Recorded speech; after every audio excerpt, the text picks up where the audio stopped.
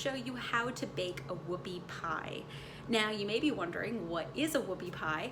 And I'm sorry to burst any bubbles, but a whoopie pie actually isn't a pie, but I think that they are just as delicious as any pie. So essentially what a whoopie pie is, it's kind of like a cookie sandwich. So you have these two dark chocolate cookies with this cake-like consistency, and in the middle you have this vanilla cream that's sandwiched between the two cookies. And they come in a lot of varying sizes and of course flavors, but that's what the traditional whoopie pie looks like, and they are absolutely delicious. Now today I'm going to be following this whoopie pie recipe that was from Andrew Weedman's article, Makin' Whoopie Pies, which you can find on our Grit website. It was an article that ran in Grit about a year ago, and it's such a great article, and I encourage you all to take a look at the original one. Andy has such a great article about the history and the folklore of the whoopie pie, as well as all these different recipes beyond just the traditional chocolate and vanilla whoopie pie. He includes tiramisu whoopie pie, pumpkin, peanut butter. There's so many different kinds. They're all delicious. So for sure, go check out that article. And thank you again so much to Andy for writing a great Grit article, and thank you that you provided so many great recipes. I'm excited to bake one today. I'm also excited because I come from the same region in Pennsylvania as Andy does, Southeast Pennsylvania. That's where I grew up. And so growing up, I was surrounded by a lot of Pennsylvania Dutch cooking influence in that area, which included the whoopie pie. So that makes me especially excited to be making them today.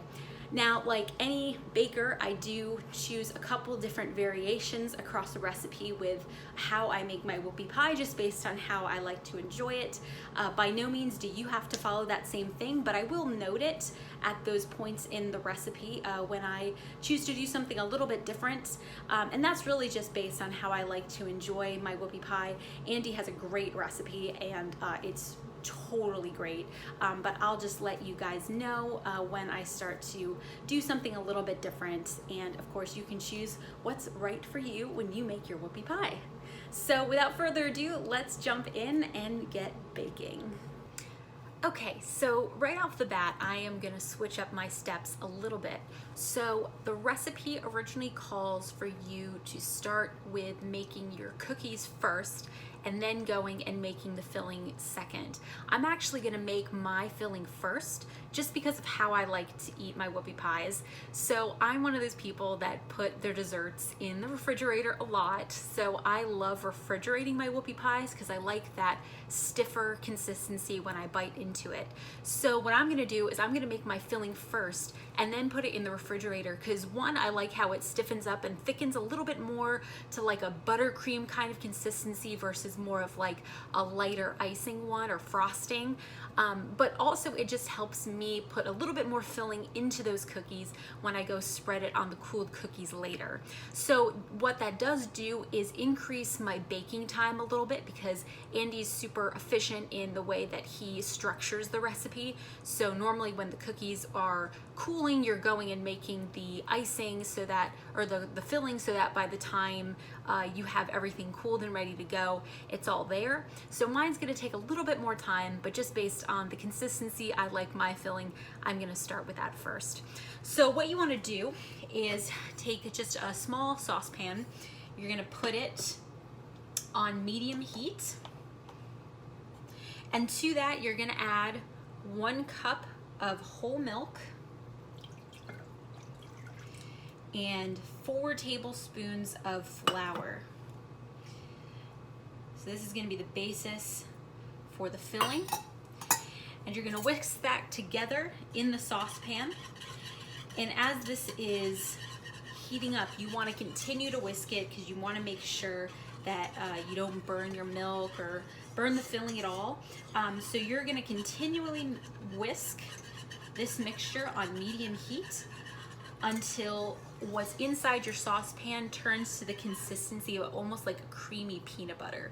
So I'm gonna continue whisking that, and once it's at that consistency, I'll show you what it looks like. And once it has thickened, you can see, and you'll feel it in your whisk too, you know, if you don't get to that point where it's actually physically bubbled over, in terms of boiling, you will feel that thickening start to happen with your whisk as you are whisking. And you can see how it went from totally liquid to a very much more thickened, creamy peanut butter-like consistency. So this has to completely cool before you can use it. So you're gonna put it on a cooling rack and let that cool. It doesn't take very long to cool, but just check back on it in a few minutes. All right, so as my filling mixture is cooling, I am gonna get started on the cookie part of the recipe while it's cooling. All right, so the first thing I'm gonna do is I'm going to cream together 1 cup of shortening. So I will add that into the bowl. And then I'm gonna add 2 cups of sugar. So there's 1. This is definitely not a healthy dessert. We're not using alternatives here. We're going for the real deal. Here's our 2nd cup of sugar. So I'll add that in. And also, this is gonna make about 2 dozen whoopie pies. So divide all that sugar and butter up 2 dozen ways. All right. So now that I have my shortening and sugar in here, I am going to cream this up with just a hand mixer. Whatever you have works. I would encourage either a hand mixer, or if you have a stand mixer, that would also work well. So I'm gonna plug this in and combine these 2 ingredients. I had to get it off these little guys. Okay.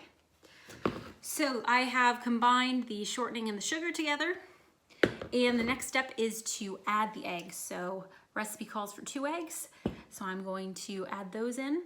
I'm not pro baker enough to be able to just like crack it on the sides without getting shell in, so I'm gonna be a little bit more careful and do it this way. There we go. One day though, I will get to the point where I can crack an egg with 1 hand. But today is not this day. And I only have 2 eggs with me, so I gotta make it count. All right, once I add the eggs, I'm gonna combine that.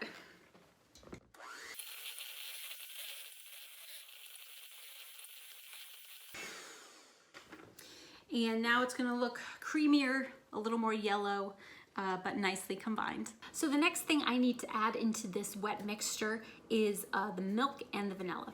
So the next thing I'm gonna do is you're gonna take 1 cup of that whole milk. I'm gonna put it in a separate bowl just because I don't trust myself to mix in the vinegar in a full measuring cup. So I have 1 cup of whole milk in this bowl, and it needs to be soured with 1 teaspoon of vinegar. All right, so there is 1 teaspoon of vinegar in with the milk. I'm just gonna mix that real quick. So that has been soured. I'm going to put that into the wet mixture. And then after that, I need to add 2 teaspoons of vanilla extract. Someone in the comment, please echo me when I say that I love the smell of vanilla. I remember trying vanilla, the taste of it by itself when I was younger. Definitely did not live up to the smell. So I put 2 teaspoons in there, and we're gonna combine again. Our next step is to add the dry ingredients for our cookies. So for that, we're going to take 4 cups of flour, 1 cup of cocoa, and 1 teaspoon baking powder and 2 teaspoons salt, and combine it all in a mixing bowl, which will ultimately go into the larger bowl with the wet ingredients. So we'll start with the flour.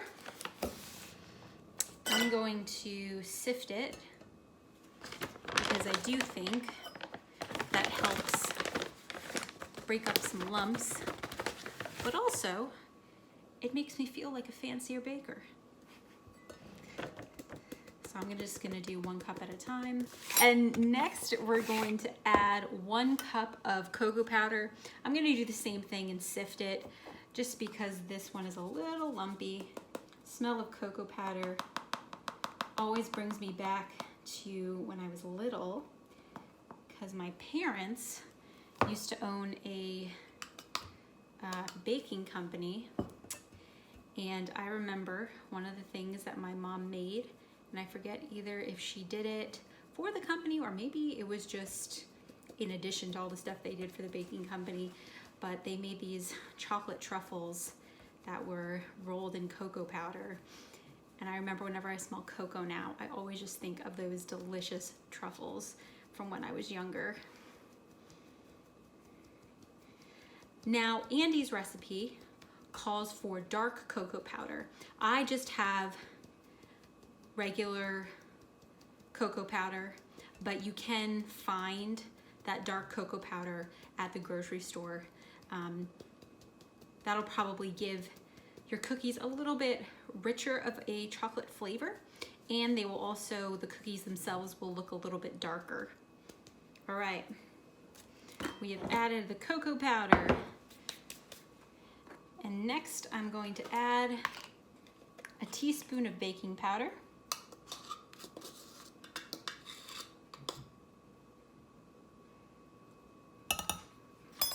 And 2 teaspoons of salt. I should do this not over the bowl. I guess it's 2-ish teaspoons. I like to go a little bit lighter with my salt because I'm always afraid that the salt taste is going to come through. So I'm going to do a little bit less than 2 teaspoons. All right, so we are going to combine that. The sound you're probably hearing in the background is the kettle heating up the water that we're gonna be using in just a moment. But in the meantime, I'm gonna be adding the dry mixture, which I have now combined. For the most part, I see a little bit of flour down there I'm gonna mix up. But now that this is combined, I'm gonna add it into the wet mixture and mix it together. Now that the mixture is combined, you can see it's like a very thick brownie batter, and it smells really good. So the next thing that you wanna do is combine 1 teaspoon baking soda, which I have in here, with 1 cup hot water. So I just boiled up some water in a kettle. That. Woo. So that is in the bowl now. And then you're going to pour it into your mixture. If you're using a stand mixer, be careful since this water may be very hot.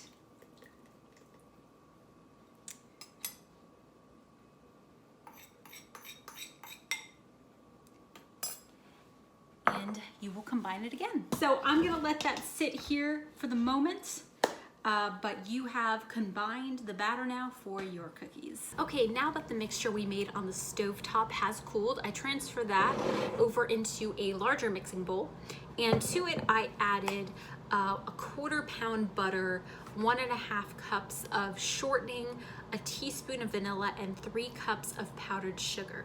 So then I'm gonna combine this with my stand mixer again, and I'm gonna mix this for probably about 5 minutes until it's thoroughly combined and has got that nice filling type of texture. So I'll show you what that texture looks like once I finish whisking this together. All right, I just took 5 minutes to mix the filling with the stand mixture, and you can see now it is really smooth. That's the big thing. You want to make sure it's nice and smooth, you've gotten all the lumps out, but you'll definitely see it starts to look thicker, creamy, thoroughly combined. It has a very nice sweet taste to it. So now that that's done, I'm gonna cover this and put it in the fridge so it can get a little thicker for me, colder, so that it's ready to go for when the cookies are out and done and ready to be filled. All right, now that my filling is in the refrigerator and I have combined my wet and my dry ingredients to form the cookie batter, it is time to actually drop the cookies onto the baking sheets and get them baking. So you can get a baking sheet and just put some parchment paper on there, and you can scoop up the batter, put it on there. I typically do, I'll try to do about 12 per baking sheet, but just depending on the size of your baking sheet and everything, use what works best for you. And you can drop them either by the tablespoonful or the teaspoonful when it comes to the size of your cookie batter. I typically go the tablespoon route because I like my whoopie pies a little bit bigger, but you can do either and just space them out accordingly. They're not really gonna go outwards very much, but they are going to puff up. So just take that into account. And so one of the things that I like to do is I kind of guesstimate with just a tablespoon-esque kind of a spoon, and I will just scoop up. I'm probably being pretty generous with my tablespoonful, and I'm gonna put it on the baking sheet here. So one of the things that I mentioned is these cookies have a tendency to puff up while they're in the oven. And what I like to do, because I like to have a little bit of a stouter cookie when I'm eating my whoopie pie. So what I typically like to do is I'll get some batter, and then when I put it on the baking sheet here, I'll put it down, and then I will actually swirl it a little bit to flatten it down a ways. Because again, I like my whoopie pies being a little bit shorter. So I'm gonna swirl mine down a bit like that with my spoon, so that when they puff up, they won't puff up as tall, and it'll be a shorter whoopie pie for me to eat. But again, you can do whatever you'd like. This is not included in the recipe. This is just something that I like to do. And it's one way to do it, but you can also just drop your batter down and let them puff up a little higher. So I put down a few, not as many since my piece of parchment paper is a little bit smaller, but I flattened them all down, and I'm gonna put these in the oven for 8 to 10 minutes. If you're using the smaller sized whoopie pie, check them at 8 minutes. And if they are the larger ones, check them at 10. I have the oven preheated to 400 degrees Fahrenheit, so I'm gonna slide these in for about 10 minutes and see what they look like. All right, so I've taken the first batch of the cookies out of the oven. I let them stay in just about a minute more since they're probably a little larger. You can see how these ones definitely puffed up, but they didn't puff up a ton. And you'll know that they're done when you can press on the tops of them and your finger no longer leaves a dent. So you can see it's kind of springing back a little bit. Probably still leaves a little bit of an impression, but it's not sinking in, it's kind of puffing back up. So that means those are done. So leave them on the parchment lined baking sheet for about a minute or two more, and then once you've done that, you can transfer them over to a cooling rack to finish cooling completely. All right, now I have let my cookies cool, and there's a couple that are completely cooled now. And I'm gonna take 2 of them and just put the filling in. So these 2 are of pretty similar size as well, so I'm gonna pair these 2 up for the cookie. And I'm just gonna take one side of it, and if you used teaspoon sized pieces of batter for your cookies, use about a teaspoon of the filling, and for the tablespoon ones, use about a tablespoon of the filling. But there's a lot of filling here, so you can probably just eyeball it. So I just pulled this out from the refrigerator, so it's a little bit thicker and stiffer for me to spread. So I'm just gonna estimate a little bit, and I'm just gonna put it onto the flat side of one of the cookies and just spread it around a bit. And I like to have a little extra filling in between my cookies, and again, that's one of the reasons why I put the filling in the fridge, because it allows me to put a little bit more filling on the cookie without it seeping out. I don't want to go too big, but I'm gonna add a little extra. And then when you're done with that, then just put the other cookie on top, and there is your whoopie pie. So again, you can eat them as is. I like to put them in the refrigerator because I like a little more refrigerated desserts. But I'm just gonna try it right now.